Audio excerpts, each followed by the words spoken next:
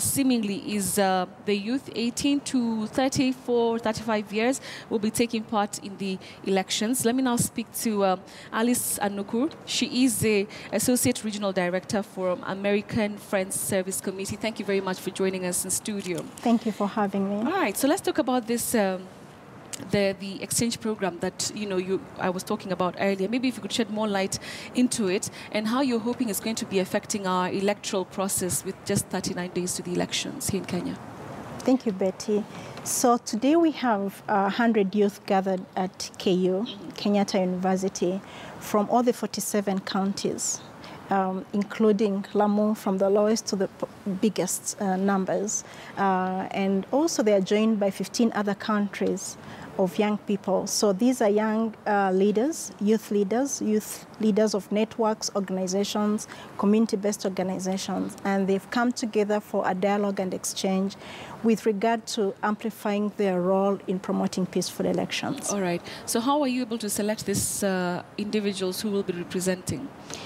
So the selection criteria for the participants were that these are youth that have wider influence. These are youth that are already involved in peace building within their communities.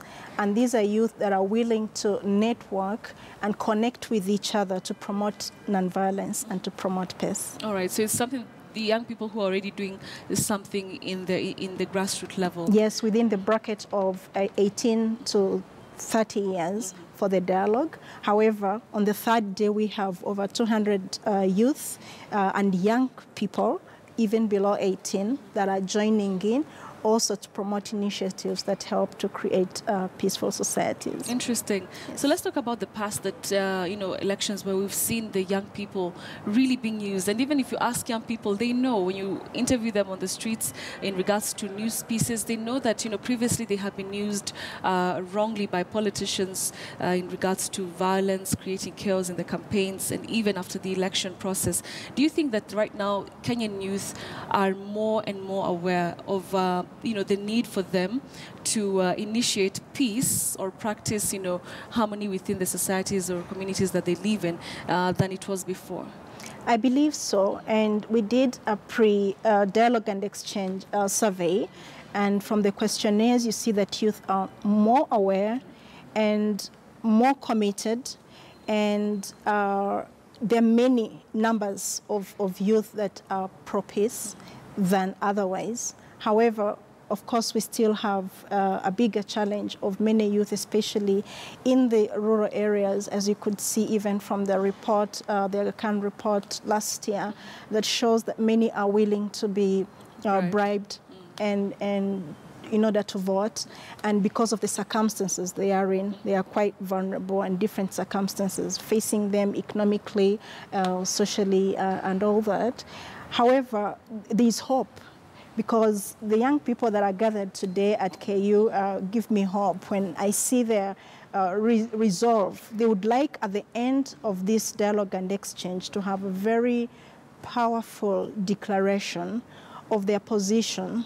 Part of the conversation they are having is, how do we change the narrative that youth are violent actors, they are perpetrators, they're easily manipulated, to that of youth are aware and want to be peace ambassadors in their communities and want to vote wisely and want to vote issues and not tribe. And the same report of Aga Khan actually reveals that youth are first Kenyan. Yes. Rather than their tribes, and they are more inclined to growth, although there are also issues that they want to move very fast, grow economically, and therefore we have politicians that take advantage of that situation. Nonetheless, the awareness is there, and also the ills that violent conflict breeds. All right. So you mentioned that the larger percentage of young people, are aware of all these things that, peace is very important, especially in this electioneering period. But then you have that other percentage of young people who are still being used. We've seen it before, even during the nominations, youth being sent out to create some chaos in, political gatherings, in the polling stations. We saw that when, the nominations were being held. What do you think is that thing that's going to to really impact them so that they can, sort of like see the light and, move from that to upholding peace? One of the brilliant things that youth are discussing today in the next 3 days is different innovations, initiatives, and styles to be able to create peace and promote nonviolence. It's amazing, even one of the things that the youth are saying, that they need to recognize the entire stakeholders or the entire public, to recognize the little and many efforts that young people are making in building inclusive and peaceful societies in their communities.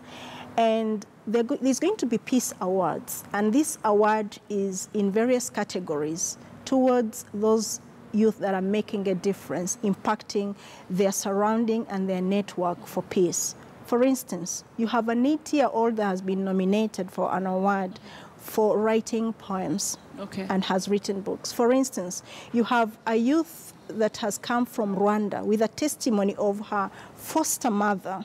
And this mother, called Grace, picked her during the time of genocide as they ran to Congo, and she was stopped not to do that. And the baby she picked, who is Vanessa, was a Tutsi, and she is Hutu, and running away from RPF.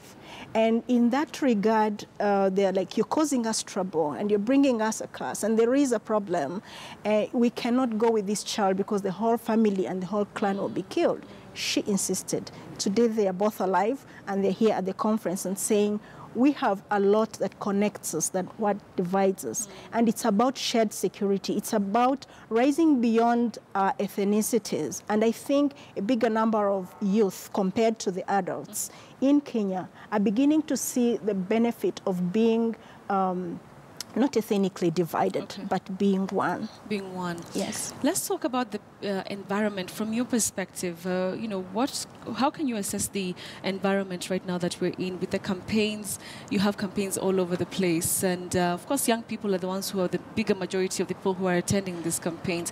What do you think of the messaging so far from, especially the two top presidential candidates? There is a report that came out maybe about 2 or 3 weeks ago from the Elections Observers Group here in the country that was saying that a lot of derogatory statements were being exchanged between the two top candidates, presidential candidates.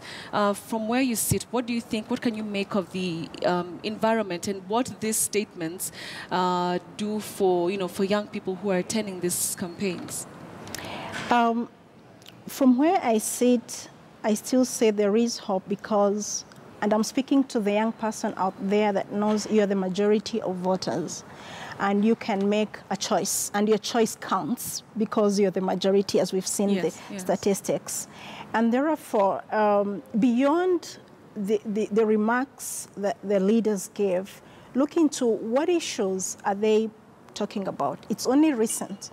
I think 2 days ago that the manifestos came out. But all along, it's been a campaign around groupings, which is really not very positive. But if young people have recognized that we, the majority, I would advise that we voting issues are not tribe.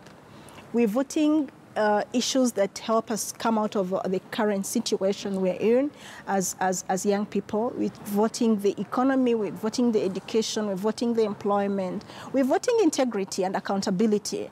And not only at the time of voting, but even after voting. And this is what this dialogue is also about, that it shouldn't be ad hoc. It should be sustained, that even after voting, we can hold our leaders to account to what they commit, what they say in their manifestos, and what they do not say, because they are our leaders and we put them in. Yes. Yeah. All right. One of the things that, there's certain critics who say that, with this, right now, we're seeing very many initiatives coming up. If it's the church, we're seeing accelerated discussions about peace in the country. And, after the elections, this goes down. You never hear of that until when we're just a few months again to the elections. And there are people who are saying, why can't these conversations, these initiatives be sustained, through the whole 5 years, such that when we get to the elections, it's not something new that we're trying to, to put in our youth. It's already something that is solidified in them. I buy into that.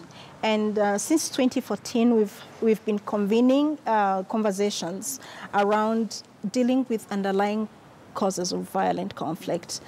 Through the Kenya Peace Conference, the American Friends has graciously convened conversations that have said, how can we use the Constitution to promote peace? How can the interfaith, the youth, the women play a role? What is the conflict situation, and how can we prevent that? Because we believe prevention is actually better than cure. Yeah.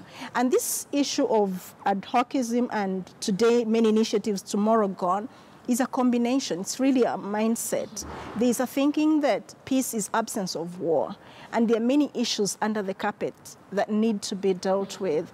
And even the donor follows the trend and knows that 2017 is coming, August, even money comes maybe in May. Yes. And yet there are very many initiatives that could help build peace and prevent violence that are not facilitated to permeate the society so we can change mindsets and have the nonviolent approach and ensure peaceful coexistence amongst us. So it's really all of us as actors to ensure that this conversation is sustained. Even right at the family, what are we communicating to our children?